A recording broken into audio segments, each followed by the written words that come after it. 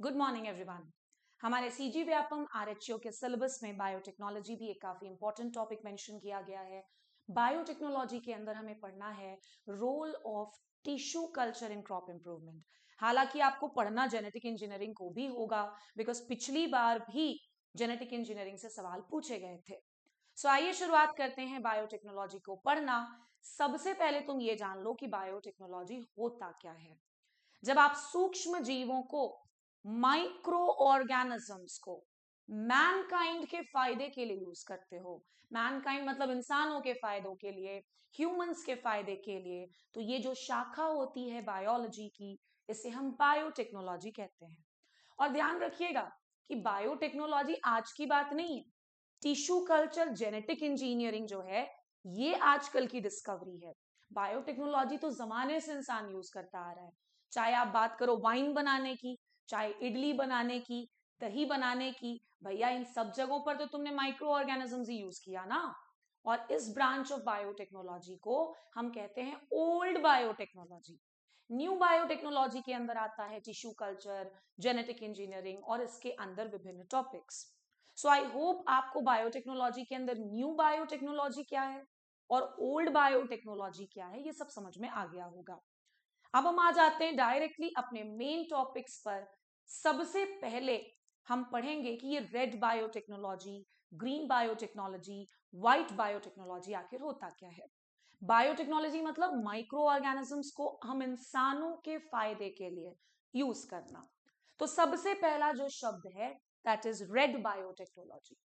अब ये red biotechnology जो है, ये बायोटेक्नोलॉजी का यूज करना हेल्थ केयर और फार्मास्यूटिकल्स में। ये हेल्थ केयर एंड फार्मास्यूटिकल्स क्या है? अरे दवा वगैरह अगर आप बना रहे हो with the help of micro organisms, तो ये जो शाखा है बायोटेक्नोलॉजी की, वो क्या कहलाएगी? Red biotechnology. नेक्स्ट हम आ जाते हैं व्हाइट बायोटेक्नोलॉजी पर। व्हाइट बायोटेक्नोलॉजी क्या है? आपको एकदम सिंपल याद रखना है। इंडस्ट्रीज में अगर आप बायोटेक्नोलॉजी की मदद से कोई यूजफुल केमिकल प्रोडक्ट बनाते हो, तो इस ब्रांच ऑफ बायोटेक्नोलॉजी को हम क्या कह देते हैं? White biotechnology. नेक्स्ट टर्म पर आ जाते हैं, बिकॉज हमारा जो ब्रांच है वो तो एग्रीकल्चर ही है, तो हमें जो भी पढ़ना है विथ रिस्पेक्ट टू एग्रीकल्चर पढ़ना है। सो तीसरा जो टर्म है वो है ग्रीन बायोटेक्नोलॉजी। जब आप बायोटेक्नोलॉजी को एग्रीकल्चरल ऑपरेशंस में यूज करते हो, तो इस ब्रांच ऑफ बायोटेक्नोलॉजी को हम ग्रीन बायोटेक्नोलॉजी कहते हैं। चौथा और आखिरी ब्लू बायोटेक्नोलॉजी। भाई नाम से ही क्लियर है, ब्लू नीला किसका रंग होता है? हम हमेशा पानी को इमेजिन करते हैं। तो ब्लू बायोटेक्नोलॉजी मतलब क्या? Marine biotechnology. मरीन बायोटेक्नोलॉजी क्या होता है? जब आप समुद्री जीवों को किसी पर्टिकुलर प्रोडक्ट के फॉर्मेशन में यूज करोगे, तो ये भी क्या हो जाता है? मरीन बायोटेक्नोलॉजी, या जिसे आप ब्लू बायोटेक्नोलॉजी भी कहते हो। देखो इन सारे टॉपिक्स के डिटेल में नहीं जानना है, आपको सिर्फ ऑब्जेक्टिव पॉइंट ऑफ व्यू से याद होना चाहिए। अगर आप सोच रहे हैं कि कैसा सवाल आ सकता है, तो सवाल ऐसा आ सकता है कि biotechnology related to agriculture is known as green biotechnology, biotechnology related to industries is white biotechnology, biotechnology related to pharmaceuticals red biotechnology, biotechnology related to marine organisms, तो वो क्या हो जाएगा? Blue biotechnology. ये बिल्कुल बेसिक है मैंने जो अभी समझाया, चाहे वो ओल्ड बायोटेक्नोलॉजी हो, चाहे वो न्यू हो, या फिर इन चारों टर्म्स की बात करें। अब धीरे से हम आगे बढ़ जाते हैं, देखोगे ध्यान से। नेक्स्ट टॉपिक जो हम पढ़ेंगे दैट इज एब्रीविएशन। आप देखोगे कि जिन टॉपिक्स को मैं डिस्कस करती हूँ वो बाकी बुक्स में जनरली मेंशन नहीं होता है, या एक जगह पर लिखा हुआ नहीं होता है। बट ये जो मैंने नोट्स कंपाइल किया, ये बहुत स्ट्रैटेजी के तहत बनाया है, ध्यान रखिएगा। अगर आप ऐसे पढ़ेंगे तभी कॉम्पिटिटिव एग्जामिनेशन में अपने आप को इमेजिन कीजिएगा। आप देखना नॉर्मली आपको कोई भी बायोटेक्नोलॉजी में ये एब्रीविएशन पढ़ाएगा भी नहीं, बट मैं आपको बता रही हूँ, एक बार जाकर के आरएचओ का ट्रेंड देखिएगा या व्यापम के एग्जामिनेशन का ट्रेंड देखिएगा, एब्रीविएशन से भी सवाल आता है। एक एग्जाम्पल देती हूँ। पिछली बार आरएचओ के पेपर में पार का फुल फॉर्म पूछा था। क्यों पूछा भैया? इसी चीज को तो हम एब्रीविएशन कहते हैं। हाँ भले ही पार जो है वो डायरेक्टली बायोटेक्नोलॉजी से रिलेटेड नहीं है, लेकिन आप ये भी तो नहीं कह सकते ना कि यहां पर नहीं आएगा। साथ ही साथ एक और फुल फॉर्म पूछा था जो कि इंजीनियरिंग से रिलेटेड है, एंड दैट इज एनएफटी। पार का फुल फॉर्म तो आप लोगों को मैंने हमेशा पढ़ाया है, फोटोसिंथेटिकली एक्टिव रेडिएशन, और एनएफटी का फुल फॉर्म होता है न्यूट्रिएंट फिल्म टेक्निक। सो आओ जल्दी से पढ़ लेते हैं कुछ बड़े ही इंपॉर्टेंट एब्रीविएशंस इन बायोटेक्नोलॉजी। सो आइए सबसे पहला अब्रीविएशन शुरू करते हैं, and that is PCR. PCR का अगर आप फुल फॉर्म जानना चाहोगे तो पीसीआर का फुल फॉर्म है polymerase chain reaction. Polymerase chain reaction, इसके बारे में हम लोग डिटेल क्लास में भी पढ़ेंगे। पीसीआर के स्टेप्स मैं आपको शॉर्ट में भी बता देती हूँ, बट मैं डिटेल्ड वर्जन ऑब्वियस सी बात है नहीं पढ़ा पाऊंगी, बिकॉज काफी लंबा टॉपिक होता है पीसीआर। पीसीआर के क्लासिफिकेशन से भी पिछली बार सवाल आया था। तो एक चीज समझ लेना कि जो पीसीआर होता है इसका काम होता है amplification of DNA. Amplification of DNA. अब ये एम्प्लीफिकेशन क्या चीज होती है? किसी चीज को बढ़ा देना, किसी चीज की क्वांटिटी को बढ़ा देना इज नोन एज एम्प्लीफिकेशन। तो कुल मिलाकर के पीसीआर का मतलब है डीएनए का एम्प्लीफिकेशन करना, मतलब डीएनए की क्वांटिटी को बढ़ाने के लिए हम किस प्रोसेस को यूज करते हैं, पीसीआर को। साथ ही साथ बेटा ये भी याद रख लेना शॉर्ट में कि पीसीआर के 3 स्टेप्स होते हैं। कितने स्टेप्स होते हैं? 3। एंड डोंट वरी, एक एक स्टेप समझ में आएगा, लेकिन सिस्टमैटिकली चलोगे तब। अभी फिलहाल हमारा टॉपिक क्या है? एब्रीविएशन। हाँ, छोटे मोटे जो भी एक्स्ट्रा पॉइंट्स हैं वो मैं पूरी कोशिश करूंगी कि इस क्लास में डिस्कस कर दूं। कितने स्टेप्स? 3 स्टेप्स। उन स्टेप्स को याद रखने का तरीका है डीएपी। अरे तुम लोग डीएपी फर्टिलाइजर तो पढ़े हो ना, कॉम्प्लेक्स फर्टिलाइजर का एग्जाम्पल है डाई अमोनियम फॉस्फेट, लेकिन यहां पर ये डाई अमोनियम फॉस्फेट नहीं है, ये पीसीआर के 3 स्टेप्स हैं बेटा। D for denaturation. डीनेचुरेशन, और अभी मत जानो कि डीनेचुरेशन क्या है, वो जब आप प्लांट ब्रीडिंग बायोटेक्नोलॉजी पढ़ोगे सब समझ में आ जाएगा। डीनेचुरेशन। दूसरा जो स्टेप होता है that is annealing, and P for primer extension. अब तुम्हें समझ में आ रहा होगा मैंने क्यों कहा कि जितना बता रही हूं भी उतना ही पढ़ो, बिकॉज अभी तुम्हें नहीं पता है प्राइमर क्या है, अभी तुम्हें नहीं पता है एनीलिंग क्या है, इसलिए स्टेप बाय स्टेप चलिए सारी चीजें क्लियर होती जाएंगी। तो पीसीआर का full form is polymerase chain reaction. इसके कितने स्टेप्स होते हैं? 3। Denaturation, annealing, primer extension. चलिए आगे बढ़ते हैं दूसरे अब्रीविएशन की तरफ, एंड दैट इज हीपा। मैं आपको बता रही हूं ऐसे ऐसे पॉइंट्स मैंने डिस्कस किया हुआ है इस पूरे के पूरे लेक्चर में जहां से सवाल आएगा, फॉर श्योर ध्यान रखिएगा। और जनरली ना आपको किताबों में एक जगह पर मिलेगा ना किसी नोट्स में मिलेगा, इसलिए अपने हाथों से अपना नोट्स मेकिंग कीजिए। हीपा का full form is high efficiency particulate air. Maximum बच्चों को तो शायद पता भी नहीं होगा कि ये जो टॉपिक है ये बायोटेक्नोलॉजी के ही अंदर का है। स्टेरिलाइजेशन के विभिन्न प्रकार भी मैं पढ़ाऊंगी डिटेल क्लास में, और वहां पर आपको समझ में आएगा कि ये हीपा क्या होता है। फिलहाल के लिए बस आप फुल फॉर्म याद रखो। नेक्स्ट हम आ जाते हैं एसएसआर। एसएसआर का full form is simple sequence repeat. Simple sequence repeat. Simple sequence repeat. अब ये क्या है? तो भाई आपके सिलेबस में मार्कर भी आपको पढ़ना है, आरयू में भी सवाल आता है मार्कर से और आरएचओ में भी आता है। अभी मार्कर क्या है? ये पूरा का पूरा एक बहुत वास्ट टॉपिक है, तो आप बस शॉर्ट में ये लिख लो कि it is a type of marker, that's it, marker. इसके बाद हम आ जाते हैं एसएनपी पर। एसएनपी का full form is single nucleotide polymorphism. Single nucleotide polymorphism, ये क्या है? तो शॉर्ट में इसको भी जान लो कि ये मार्कर है। अगर आप ये भी नहीं जानते हो कि मार्कर क्या है तो बस वेट एंड वॉच, सारी चीजें क्रिस्टल क्लियर हो जाएंगी, बस स्टेप बाय स्टेप चलते रहिए। Single nucleotide polymorphism. नेक्स्ट हम आ जाते हैं वीएनटीआर पर। वीएनटीआर का फुल फॉर्म होता है variable number tandem repeat.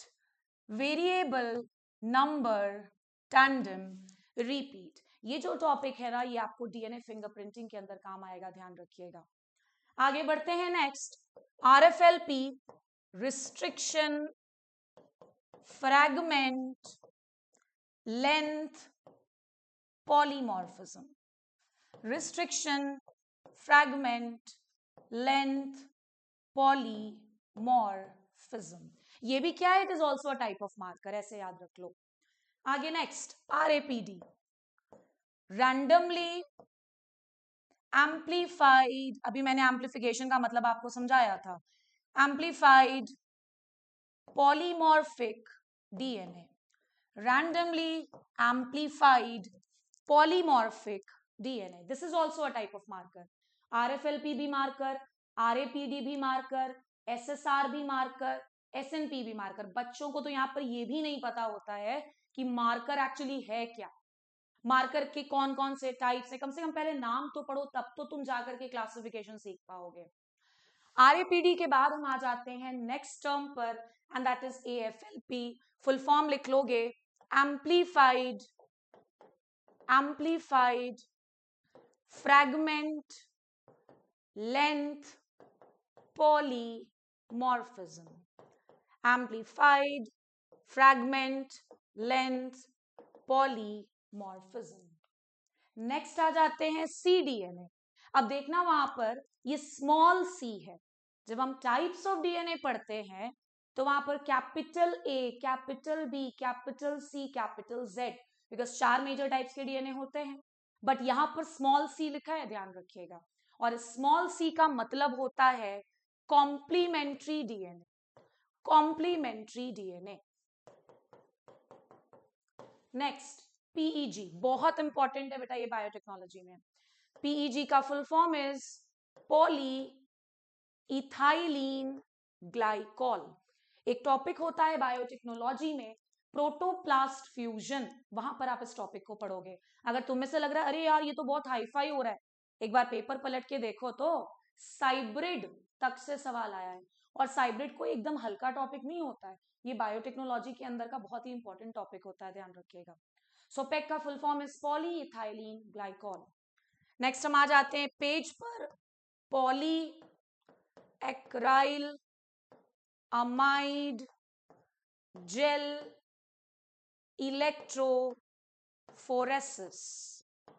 Poly एक्राइल amide gel electrophoresis. Next हम आ जाते हैं GMOs पर। GMO का full form is genetically modified organisms, genetically modified organisms। आगे बढ़ते हैं मास पर, मार्कर असिस्टेड सिलेक्शन। और इसी के अंदर, इसी टॉपिक के अंदर आपको पढ़ना है different types of marker, marker assisted selection. Next QTL, quantitative trait loci, quantitative trait loci. 15th ELISA, आपको बता दूं कि किसी वायरस के डिटेक्शन के लिए ये काफी इंपॉर्टेंट टेस्ट माना जाता है। फुल फॉर्म लिख लीजिएगा, एंजाइम लिंक्ड इम्यूनो सॉर्बेंट एसे। और इसके बारे में बस आप इतना जाने कि इसका फुल फॉर्म क्या है, और ये बैक्टीरिया के डिटेक्शन में यूज होता है कि फंगस के डिटेक्शन में यूज होता है कि वायरस के, तो वायरस के डिटेक्शन में यूज होता है, बिकॉज तुम्हें प्लांट पैथोलॉजी भी पढ़ना है। Next we have PG। PG stands for picogram, picogram. Next हम आ जाते हैं 17th नंबर के एब्रिविएशन पर, जो कि है जेम। अब देखो ये जेम बोलेगा तो तुमको लगेगा अरे डायमंड पन्ना की बात हो रही, नहीं भाई, बायोटेक्नोलॉजिकल टर्म है ये जेम। फुल फॉर्म क्या है? Genetically engineered micro organism, genetically engineered micro organism. QTL तो हमने ऑलरेडी पढ़ लिया, यहां पर रिपीट हो गया तो उसको स्किप कीजिएगा। PTC बहुत इंपॉर्टेंट है, बिकॉज हमारे सिलेबस में साफ साफ लिखा है role of tissue culture in crop improvement. तो PTC stands for plant tissue culture, plant tissue culture, जिसको आगे आपको पढ़ना भी है। Next we have SAM।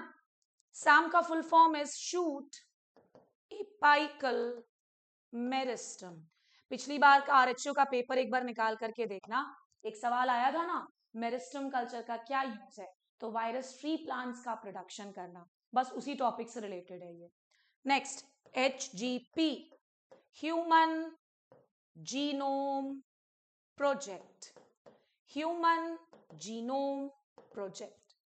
और last but not the least 22वां जो टर्म है बहुत ही इंपॉर्टेंट है, ध्यान रखिएगा, इसके बारे में भी हम आगे डिस्कस करेंगे। GEAC का फुल फॉर्म होता है जेनेटिक इंजीनियरिंग अप्रूवल या फिर अप्रेजल कमिटी, या फिर अप्रेजल कमिटी। इस कमिटी का काम भी हमें जानना है। अभी हाल में एक पेपर हुआ था CUET, और ध्यान रखिएगा कि अगर आप आरएचओ की तैयारी कर रहे हैं तो ऐसा बिल्कुल नहीं है कि आप बाकी एग्जाम के पेपर को सॉल्व नहीं कर सकते। भाई आरएचओ 2 ही बार हुआ है, जी हाँ 2 बार हुआ है, मैंने कहा। आप में से बहुत लोगों को लगता है बस एक ही बार हुआ है 2017 में। 2017 से पहले जिस साल मैंने मास्टर्स किया था 2016 में, उसके अंत में भी ये पेपर हुआ है, ध्यान रखिएगा। तो 2 बार हुआ है, और ध्यान रखोगे 2 बार के पेपर में से सिर्फ 2017 का ही पेपर तुम्हें देखने को मिलता है, तो उससे कितना ही समझ में आ जाएगा सवालों का टाइप। इसीलिए 2-3 और पेपर्स को भी डिस्कस करना जरूरी होता है। तो बेटा ये एब्रीविएशन आज के आज लिख लो और याद कर लो, बिकॉज पिछली बार भी 2-2 एब्रीविएशन से सवाल आए थे, क्या पता इस बार बायोटेक्नोलॉजी से आ जाए। आगे बढ़ते हैं नेक्स्ट टॉपिक की तरफ। Next topic is other names. तुमको मेरा जो कंटेंट है वो बहुत ही अलग आएगा, देखना समझ में आ रहा होगा कि बहुत ही अलग टाइप का कंटेंट है, और ऐसा नहीं कि मैंने जबरदस्ती भरा हुआ है इन सारे कंटेंट को, ये काम आएंगे, ऐसे ही सवाल पिछली बार पूछे गए हैं। अभी देखो नेक्स्ट टॉपिक क्या है, नेक्स्ट टॉपिक है अदर नेम्स। सवाल पिछली बार ऐसा भी आया, इसको और किस नाम से जानते हैं, इसको और किस नाम से जानते हैं। सो आइए पढ़ते हैं सबसे पहला टॉपिक पीसीआर। पीसीआर का फुल फॉर्म मैंने तुम्हें बता दिया, पीसीआर में 3 स्टेप्स होते हैं ये भी बता दिया, पीसीआर के स्टेप्स को याद रखने का तरीका भी बता दिया, डैप करके याद रखना। अब पीसीआर को और किस नाम से जाना जाता है, तो पीपल्स चॉइस रिएक्शन। किस नाम से जाना जाता है, पीपल्स चॉइस रिएक्शन। नेक्स्ट हम आ जाते हैं साइटोप्लाज्मिक हाइब्रिड। आज के आज पेपर जाकर के चेक कर लेना, 2017 में ये पूछा हुआ था। साइटोप्लाज्मिक हाइब्रिड किसका दूसरा नाम है, साइब्रिड्स। और मैं आपको बता रही हूँ इतने अच्छे से इस टॉपिक को समझाऊंगी साइब्रिड्स को कि आपको जिंदगी भर याद रहेगा कि साइब्रिड्स एक्चुअली बनाते कैसे हैं। नेक्स्ट हम आ जाते हैं डीएनए लाइगेज। एक चीज समझ लेना कि किसी भी शब्द के अंत में अगर एज लग रहा है मतलब ये किसी एंजाइम का नाम होगा ज्यादातर केसेस में। डीएनए लाइगेज को हम मॉलिक्यूलर ग्लू कहते हैं। अब इतना तो जानते हो ना कि ग्लू का काम क्या होता है, चिपकाना। मतलब डीएनए लाइगेज जो एंजाइम है वो कहीं ना कहीं किसी ना किसी चीज को जोड़ने का काम कर रहा होगा। अब किस चीज को जोड़ेगा, कैसे जोड़ेगा, वो बात की बात है। नेक्स्ट हम आ जाते हैं, जाइएगा पेपर चेक करके देख लीजिएगा एक बार 2017 का। नेक्स्ट एंजाइम का नाम है रेस्ट्रिक्शन एंडोन्यूक्लियस। आरएचओ 2017 का सवाल है, please check it out. Restriction endonuclease को हम मॉलिक्यूलर सिजर भी कहते हैं। सिजर मतलब कैंची, कैंची का काम होता है काटना। मतलब ये बात तो श्योर है कि ये जो एंजाइम है वो कहीं ना कहीं किसी ना किसी चीज को काट रहा होगा। अब किसको काटेगा, कैसे काटेगा, किस पैटर्न में काटेगा, ये सब टॉपिक होता है याद रखना पढ़ने के लिए। आगे हम बढ़ते हैं नेक्स्ट टॉपिक की ओर, and that is important genes and their uses. भाई बायोटेक्नोलॉजी की बात करोगे और जीन को सोचोगे छोड़ दें तो ऐसा तो संभव नहीं है।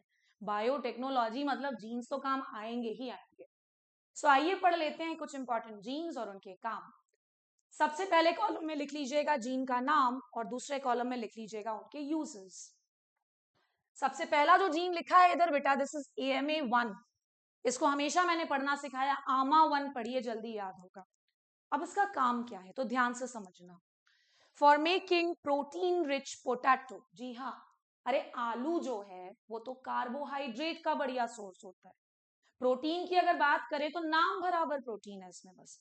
और आलू तो जानते हो, आलू का भुजिया और आलू की सब्जी सबकी कितनी फेवरेट होती है। मेजरली आलू तो खाया ही जाता है। तो आलू अगर हम खाते हैं तो हमको केवल कार्बोहाइड्रेट मिलता है ज्यादातर मात्रा में। क्यों ना आलू को प्रोटीन रिच बना दिया जाए, और इस उद्देश्य के तहत एक जीन यूज किया गया जिसका नाम है AMA1। इसका नाम AMA1 इसलिए नहीं पड़ा बिकॉज ये आम से लिया गया, इस गलत फहमी में मत रहिएगा। एक्चुअली ये जो जीन लिया गया है, ये लिया गया है अमरांथस से, चौलाई के एक स्पीशीज से लिया गया, इसीलिए नाम है अमरांथस से AMA1। आगे बढ़ते हैं नेक्स्ट जीन की ओर, and that is OR gene.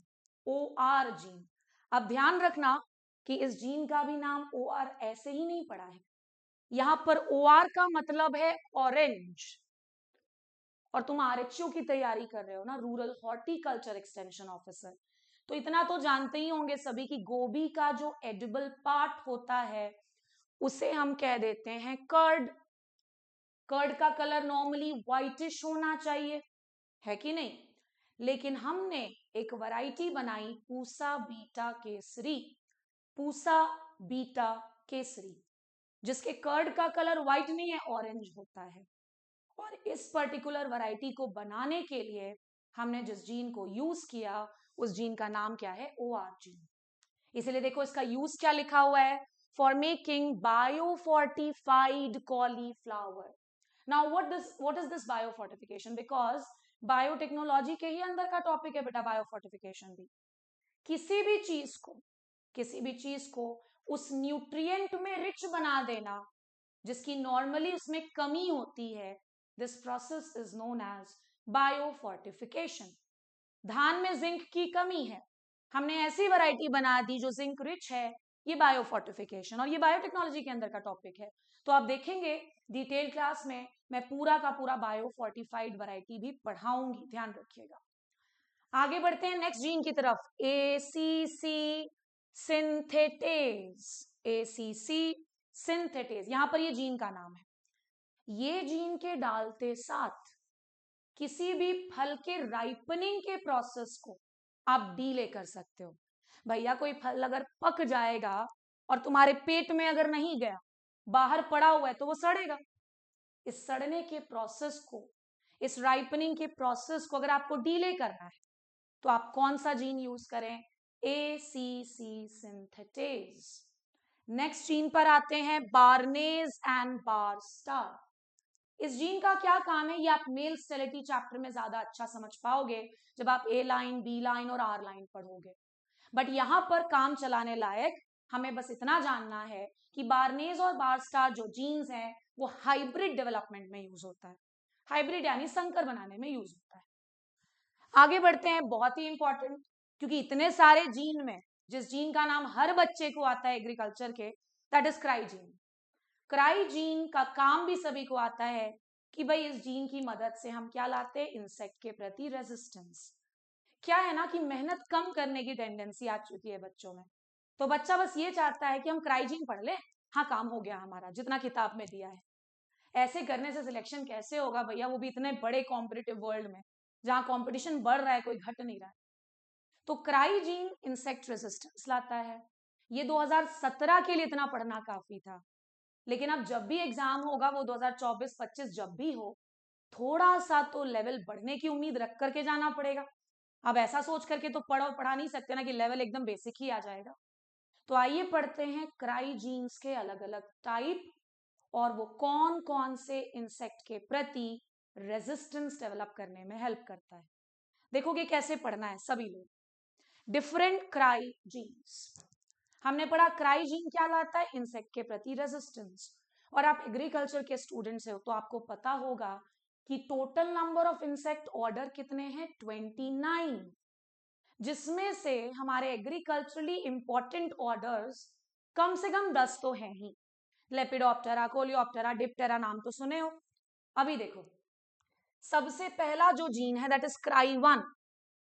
Cry 1 के अंदर A पूछे, क्राई 1B पूछे, क्राई 1C पूछे, D पूछे, E पूछे, F पूछे या G पूछे, मतलब क्राई 1 सीरीज में A से लेकर के G तक कोई भी जीन पूछेगा और पूछे कि बताइए ये किस इंसेक्ट ऑर्डर के इंसेक्ट्स के अगेंस्ट रेजिस्टेंस लाता है, तो आप आंसर क्या करोगे? लेपिडोप्टेरा।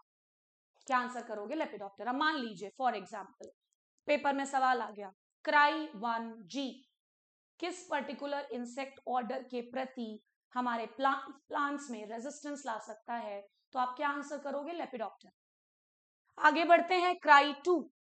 क्राई2 जो जीन है ये लेपिडोप्टेरा के इंसेक्ट्स और डिप्टेरा के डैमेजिंग इंसेक्ट्स दोनों के प्रति रेजिस्टेंस ला सकता है। नेक्स्ट हम आ जाते हैं cry three, coleoptera order. Cry four, diptera order.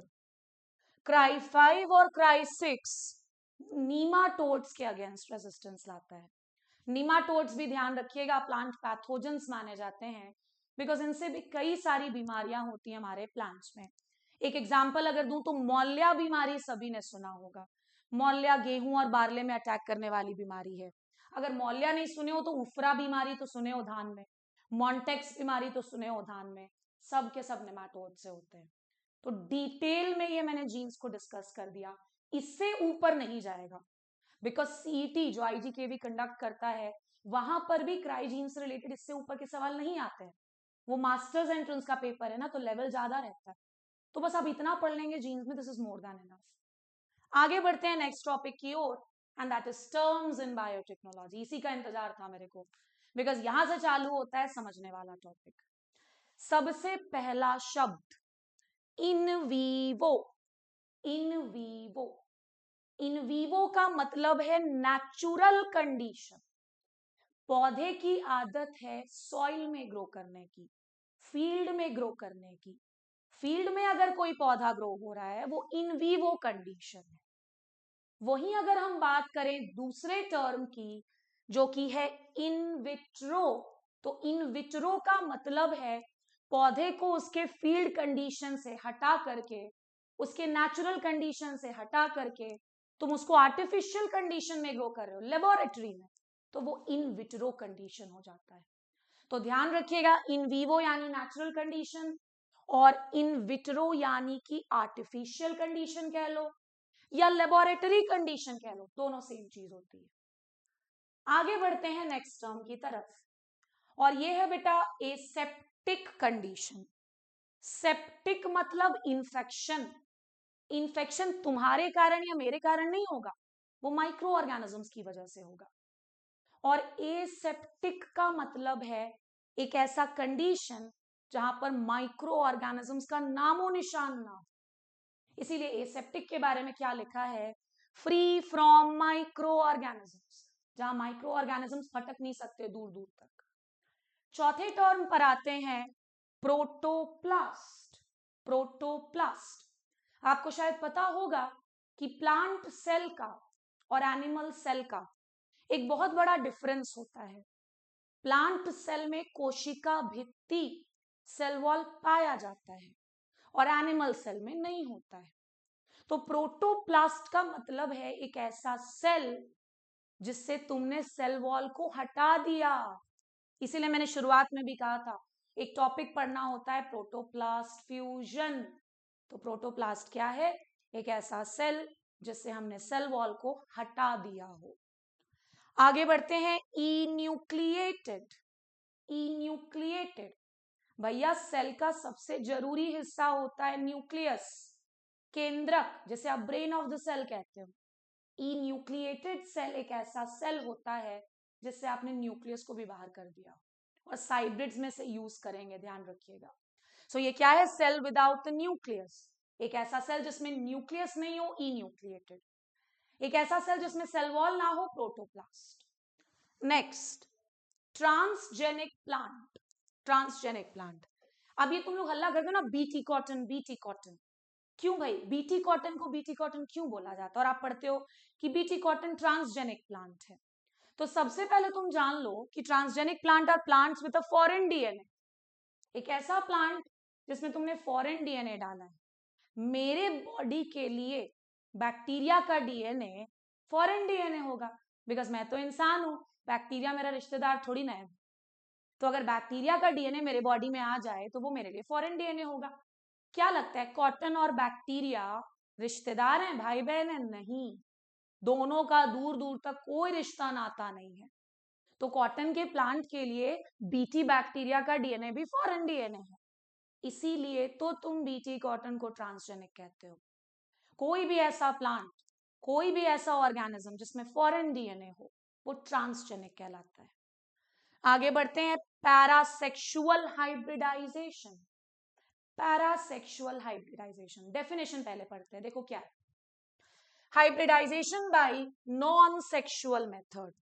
अरे हाइब्रिडाइजेशन का मतलब क्या समझते हो? हाइब्रिडाइजेशन का मतलब होता है संकर बनाने का प्रोसेस।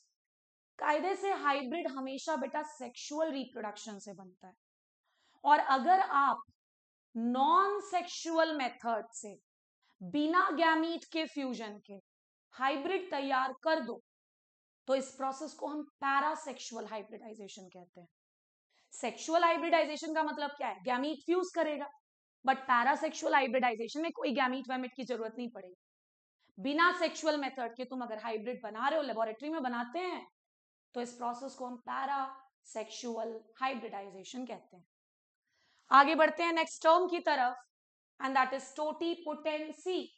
नेक्स्ट टर्म क्या है बेटा? टोटीपोटेंसी। अब एक सवाल पूछती हूँ, मान लीजिए ये जो उंगली है मेरी, इसमें तो सेल्स होंगे भाई, कोशिकाएं तो होंगी।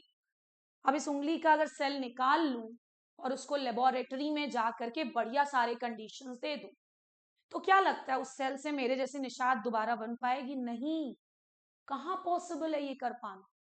लेकिन प्लांट सेल में ये क्षमता होती है। प्लांट का किसी भी सेल को यूज कर लो, किसी भी सेल को, कोई भी cell, root cell, stem cell, anther cells, whatever it is, हर सेल में ये क्षमता है कि उसको अगर लेबोरेटरी में प्रॉपर कंडीशन दिया जाए तो वो बढ़िया नया फ्रेश प्लांट तैयार कर सकता है। और इसी प्रोसेस को हम टोटीपोटेंसी कहते हैं।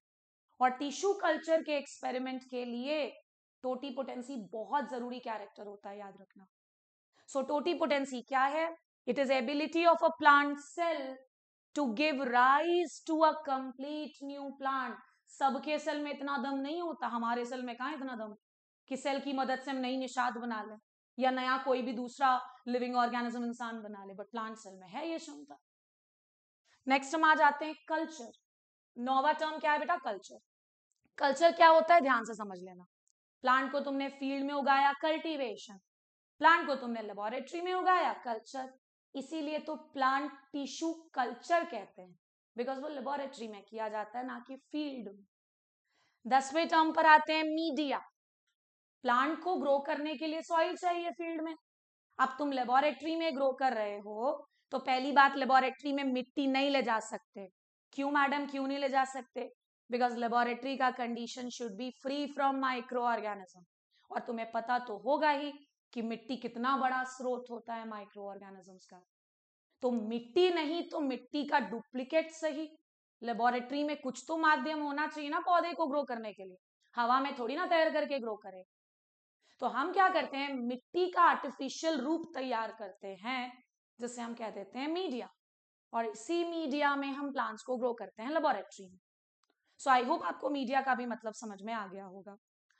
आगे बढ़ते हैं नेक्स्ट टर्म की तरफ, एंड दैट इज हेट्रोकैरियोन। एक चीज सिखा देती हूँ बेटा, बहुत काम आएगा। हेट्रो मतलब अलग अलग, कैरियोन मतलब न्यूक्लियस। मान लो कोई एक सेल है, ठीक है, इसमें ये लाल वाला एक न्यूक्लियस है और एक पर्पल वाला न्यूक्लियस है। एक सेल के अंदर, सेल तो एक ही है, एक सेल के अंदर दो अलग अलग न्यूक्लियस, मैंने कहा दो अलग अलग न्यूक्लियस अगर साथ में प्रेजेंट हो तो ये हेट्रोकैरियोन होता है। और तुम देखोगे जब मैं प्रोटोप्लास्ट फ्यूजन पढ़ाऊंगी उसके स्टेप में ऐसा एक सेल बनेगा जहां पर सेल तो एक ही है लेकिन वहां पर दो अलग अलग न्यूक्लियस एक जगह पर आ जाए रहते हैं, और इस कंडीशन को हम हेटेरोकैरियोन कह देते हैं। देखो मेरे को मतलब है समझाने से या डेफिनेशन पढ़ने से कोई फायदा नहीं होगा जब तक कि वो तुम्हारा यहां पर नहीं जाएगा। ये लिख लो, ये रट्टू तोता जैसा रट लो, समझना ज्यादा जरूरी है ना कि रटना। तो heterokaryon is a single cell with the same nucleus की डिफरेंट न्यूक्लियस। आगे 12वां टर्म है सब कल्चर। अब ये क्या है भैया? हमने प्लांट को मीडिया ए में ग्रो करना शुरू किया। अब कुछ समय बाद ये रिकमेंडेड होता है कि उस प्लांट को आप, जो आप टिश्यू कल्चर लेबोरेटरी में ग्रो कर रहे थे मीडिया नंबर ए में, उसको मीडिया नंबर ए से फ्रेश मीडिया में ट्रांसफर करो, क्योंकि क्या पता वो जो मीडिया नंबर ए है वो किसी माइक्रो ऑर्गेनिज्म की वजह से कंटामिनेट हो गया हो, प्रदूषित हो गया हो, तो किसी प्लांट को पुराने मीडिया से फ्रेश मीडिया में ट्रांसफर करना सब कल्चरिंग होता है। कितना भी डेफिनेशन लिख लोगे, बिना समझे पेपर नहीं बना पाओगे, याद रखना।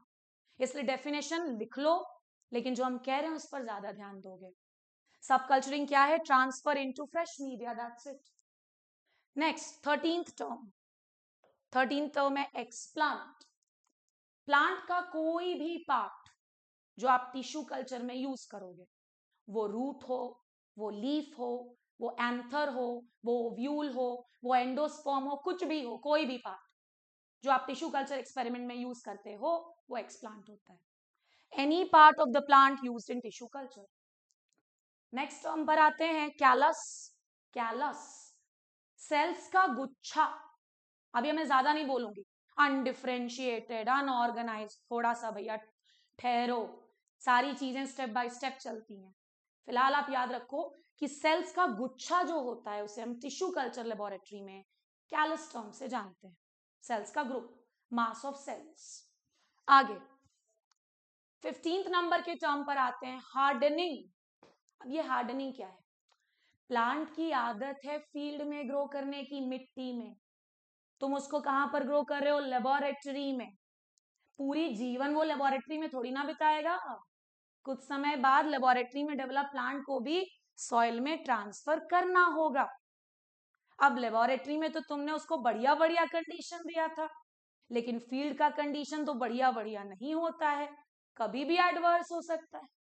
तो हार्डनिंग का मतलब है एक ऐसा प्लांट जिसको अभी तक आदत थी लेबोरेटरी में ग्रो करने की, उसको एडजस्ट करवाना, उसको आदत डलवाना कि भाई कुछ दिनों के बाद तुमको फील्ड के एडवर्स सिचुएशन को भी झेलना है, तो अभी से झेलना चालू करो। जैसे नहीं करते हैं छोटे बच्चों को स्कूल का प्रैक्टिस कराने के लिए, वो 1-2 घंटे के नॉर्मल स्कूल्स में डालते हैं ना, कि ताकि बच्चे को प्रैक्टिस हो जाए। अचानक से वो घर से निकल करके स्कूल में जाएगा 6 घंटे बैठने के लिए, तो पागल हो जाएगा, एडजस्ट ही नहीं कर पाएगा। तो हार्डनिंग का मतलब क्या है? एक्लिमेटाइजेशन। एक्लिमेटाइजेशन बहुत भारी शब्द लगता है, बट एडजस्टमेंट होता है ये। Acclimatization of in vitro developed plant. In vitro मतलब लेबोरेटरी में develop plant to grow under in vivo conditions, ताकि वो नॉर्मल फील्ड के कंडीशंस में ग्रो कर पाए। ये जो एडजस्टमेंट का प्रोसेस होता है, इसे हम हार्डनिंग कहते हैं। आगे बढ़ते हैं क्रायो प्रिजर्वेशन पर। याद रखना, क्रायो का मतलब होता है बहुत ही लो टेम्परेचर, बहुत ही ज्यादा लो टेम्परेचर, माइनस में टेम्परेचर जा रहा है क्रायो।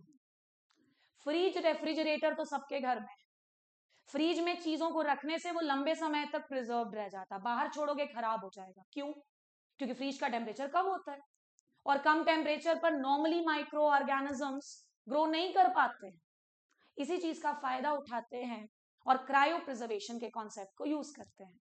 क्या है cryo preservation? Preservation using liquid nitrogen और ड्राई आइस।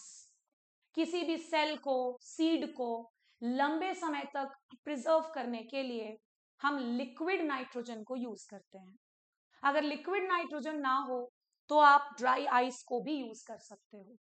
एक सवाल आया था पिछली बार आरएचओ 2017 में, इतने एनालिसिस के साथ और इतने स्ट्रैटेजी के साथ आपको नहीं पढ़ाया जाएगा, ध्यान रखिएगा। इसलिए जितना पढ़ा रही हूं अच्छे से पढ़िए, बिकॉज आई एम श्योर कि जिस स्ट्रैटेजी से हम पढ़ाते हैं, जैसा कंपाइलेशन मेरे नोट्स का है, वो आपको डेफिनेटली हेल्प करेगा।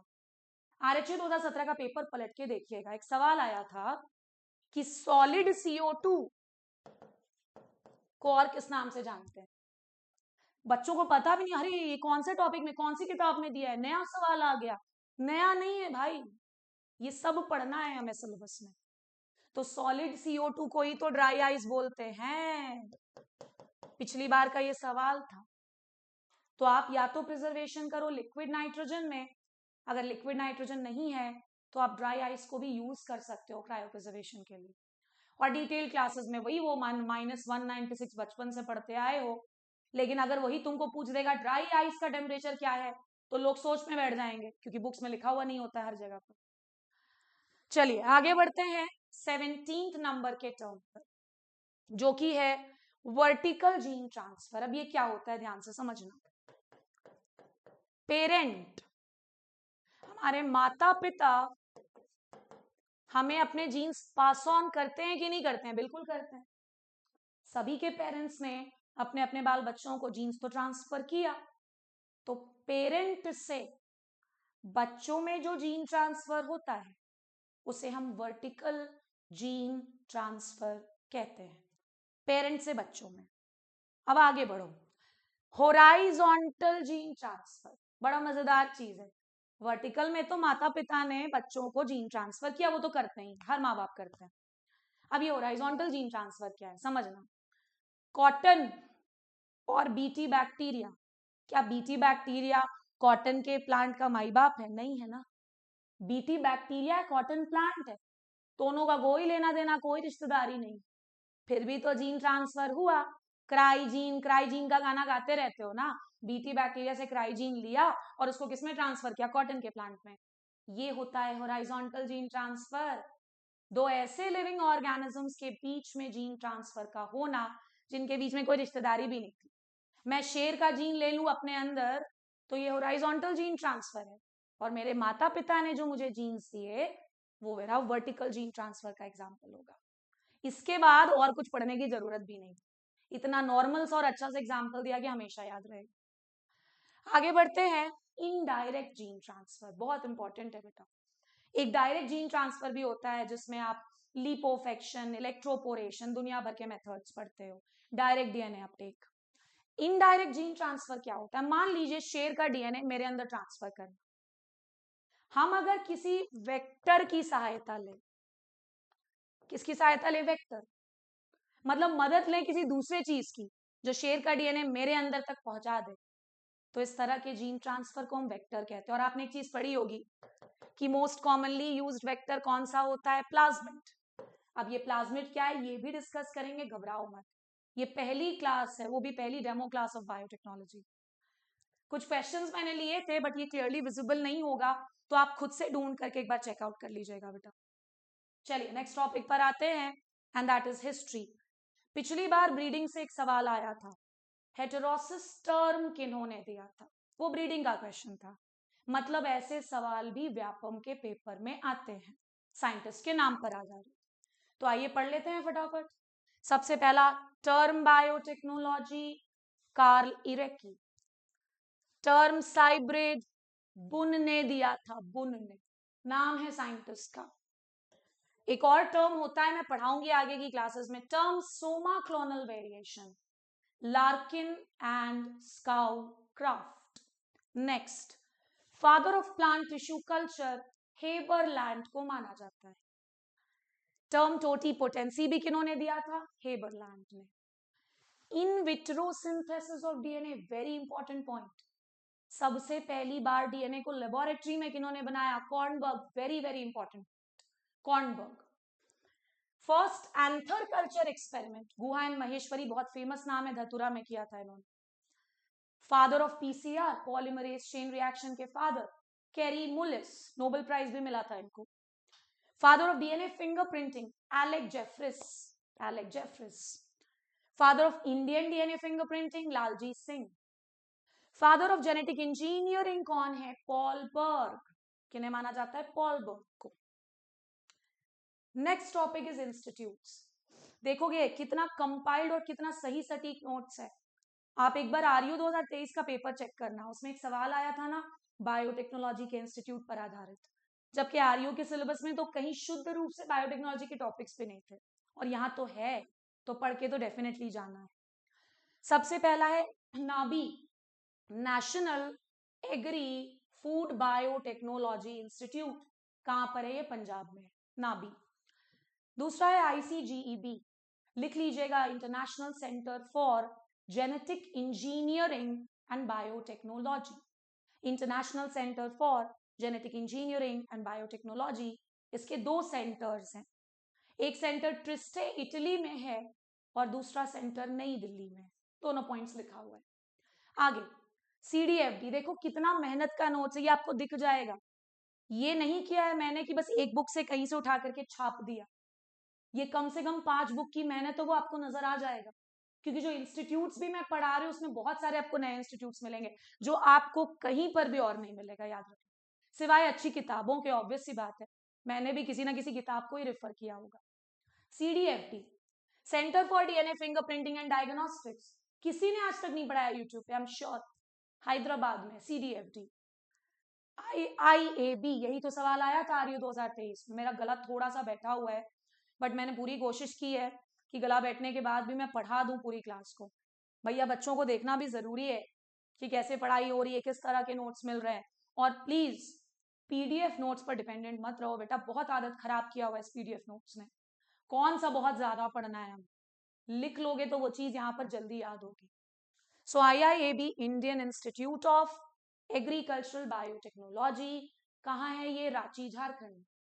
नेक्स्ट, 5वां, IIBAT, international institute of biotechnology and toxicology.